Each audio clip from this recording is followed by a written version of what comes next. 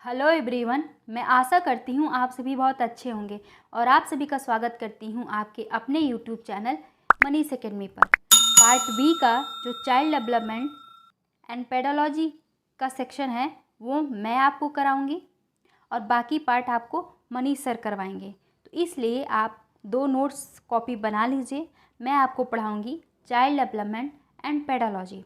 इसका first chapter है growth and development, जिसमें से आज का टॉपिक है ग्रोथ। What is growth.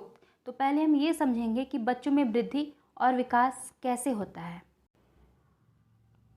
बच्चों में वृद्धि और विकास, बच्चों को समझना।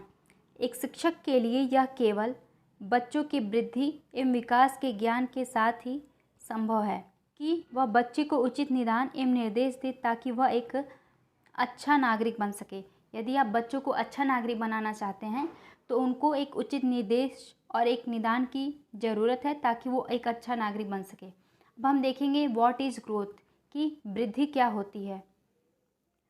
वृद्धि का तात्पर्य शरीर के अंगों या पूरे जीव के आकार में वृद्धि से है। इसे मापा या प्रमाणित किया जा सकता है। मतलब वृद्धि को आप माप सकते हैं, उसको मेजर कर सकते हैं। इसका एग्जाम्पल क्या हुआ, इस उदाहरण के लिए ऊंचाई और वजन आदि में वृद्धि।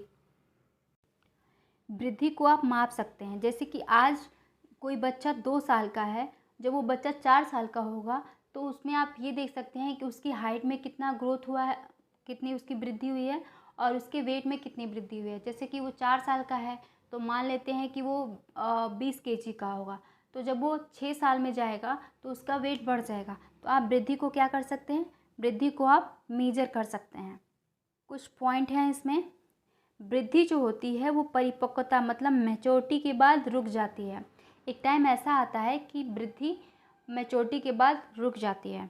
वृद्धि जो होती है वो आनुवंशिकता एवं वातावरण मतलब हेरिडिटी एंड इन्वायरमेंट पर आधारित होती है। क्वेश्चन आपसे पूछा जा सकता है कि वृद्धि किस पर आधारित होती है, तो इसका जवाब होगा कि वृद्धि जो होती है वो आनुवंशिकता और वातावरण पर आधारित होती है। वृद्धि जो होती है वो संरचनात्मक और शारीरिक परिवर्तनों को संदर्भित करती है। इस प्रकार वृद्धि का संपूर्ण या उसके किसी भाग के भौतिक आकार में वृद्धि से है और इसे मापा जा सकता है। आपने इतना पॉइंट देखा, इस पॉइंट का समरी यही होगा कि वृद्धि को आप माप सकते हैं, उसको मेजर कर सकते हैं और ये शारीरिक परिवर्तनों से संबंधित होती है। किससे संबंधित होती है, तो शारीरिक परिवर्तनों से संबंधित होती है। मतलब आप इसको देख सकते हैं मेजर करके। अब हम देखेंगे कि वृद्धि को प्रभावित करने वाले कारक कौन कौन से हैं, कौन कौन से ऐसे कारक हैं जो वृद्धि को प्रभावित करते हैं। फर्स्ट कारक है आपका आनुवांशिक कारक मतलब हेरिडिटी फैक्टर। ये आपका फर्स्ट कारक है। मतलब कि अगर माँ को कोई आनुवांशिक रोग है तो वही रोग उसके बच्चे को भी हो जाता है। तो ये सेकेंड है आपका माँ के गर्भधारण में वातावरण मतलब environment in womb of mother.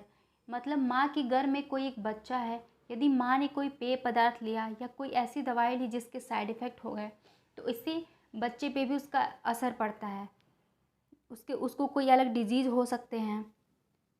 Third point है आपका भौतिक वातावरण, पोषण, गुणवत्ता और चिकित्सीय देखभाल।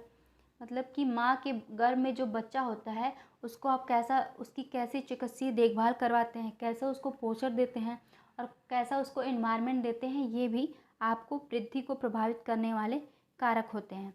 हमने 3 पॉइंट पढ़ा कि वृद्धि को प्रभावित करने वाले मेनली 3 कारक होते हैं। आगे देखते हैं वृद्धि के स्तर कौन कौन से हैं। Stage of growth. वैसे तो वृद्धि के कई स्टेज होते हैं लेकिन मेन अगर देखा जाए तो इसके 4 स्टेज होते हैं। इसमें से फर्स्ट है आपका शैशवावस्था। इन्फेंसी क्या होती है, इन्फेंसी की एज होती है जन्म से 2 वर्ष। जैसे किसी एग्ज़ाम में पूछा जा सकता है आपसे कि शैशवावस्था की एज क्या होती है, तो इसका जवाब होगा कि ये जन्म से 2 वर्ष तक होती है। सेकेंड है आपका प्रारंभिक बाल्यावस्था मतलब अर्ली चाइल्डहुड। इसकी एज क्या होती है, इसकी एज होती है 2 से 6 वर्ष।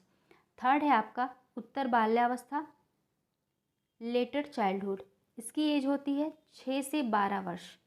And fourth and most important है आपका किशोरावस्था जो कि एडोलसेंस। इसकी एज होती है 12 से 18 वर्ष। और एक कई एग्जाम में पूछा जाता है कि किशोरावस्था की एज क्या होती है, तो आपका जवाब होगा कि इसकी एज होती है 12 से 18 वर्ष। आपने इसकी स्टेज को देखा। अब हम इसके कुछ पॉइंट को देखेंगे। शैशवावस्था, जो कि आपने अभी देखा कि ये जन्म से 2 वर्ष की होती है। ज़्यादातर शारीरिक वृद्धि एक पैटर्न को फॉलो करती है जो इस प्रकार है। शैशवावस्था में बच्चे जो होते हैं, प्रत्येक बच्चे, वो बॉयज़ हो या गर्ल्स, इस पैटर्न को फॉलो करते हैं।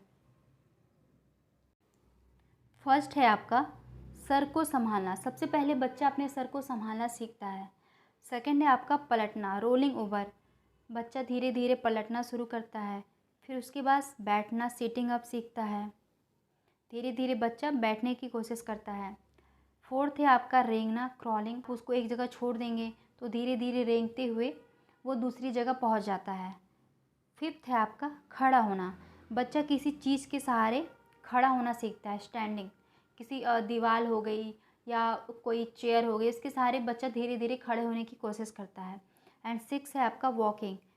तो जो बच्चे होते हैं वो शैशवावस्था में इस पैटर्न को फॉलो करते हैं। सेकेंड है आपका प्रारंभिक बाल्यावस्था, जो कि 2 से 6 वर्ष की होती है। एक साइंटिफिक रिसर्च में कहा गया है कि प्रारंभिक बाल्यावस्था में बच्चे के 90% मस्तिष्क का विकास हो जाता है। मतलब कि बच्चे का 6 वर्ष की आयु में उसके 90% मस्तिष्क का विकास हो जाता है। 3 year male child, weight 33 pound and height 38 inch. जो मेल चाइल्ड होता है उसकी 3 साल में वेट जो होती है वो 33 पाउंड होती है। थर्ड है आपका उत्तर बाल्यावस्था। उत्तर बाल्यावस्था की एज क्या होती है? तो उत्तर बाल्यावस्था की एज होती है 6 से 12 वर्ष।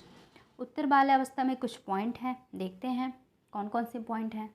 फर्स्ट पॉइंट है आपका कि बच्चे जो होते हैं वो बीमारियों से मुक्त होते हैं। उत्तर बाल्यावस्था में नॉर्मली अगर देखा जाए तो बच्चे जो होते हैं वो बीमारियों से मुक्त होते हैं।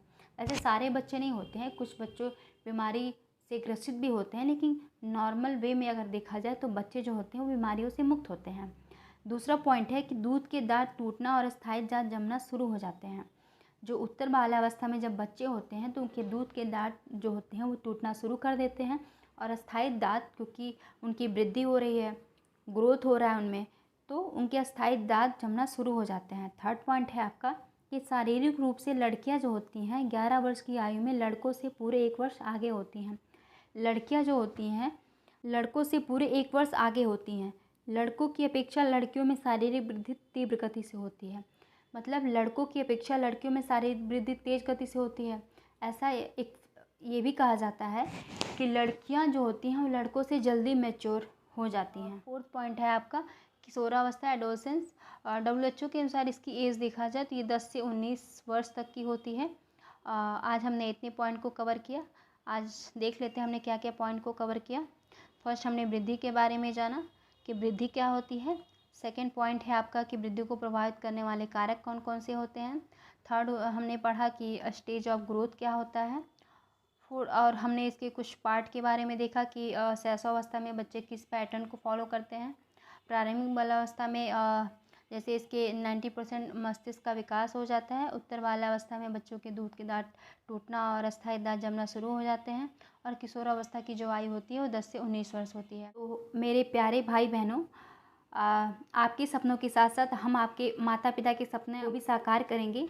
सभी भाई बहन हमारे वीडियो को देखने के साथ साथ नोट्स बनाते चलें, और ऑब्जेक्टिव टाइप क्वेश्चन करने के साथ साथ वन लाइनर फॉर्म में अपने नोट्स में इसे ज़रूर लिखें, ताकि क्वेश्चन कहीं से भी आए तो आपके कोई क्वेश्चन गलत ना हो। और इतना करने के बाद आपको DSSS के साथ साथ सुपर टेट, KVS आदि परीक्षाओं के लिए साइकोलॉजी को पढ़ने की ज़रूरत नहीं होगी। कि आपको हमारे YouTube चैनल मनीष एकेडमी को ज़्यादा से ज़्यादा लाइक, शेयर और सब्सक्राइब करना होगा।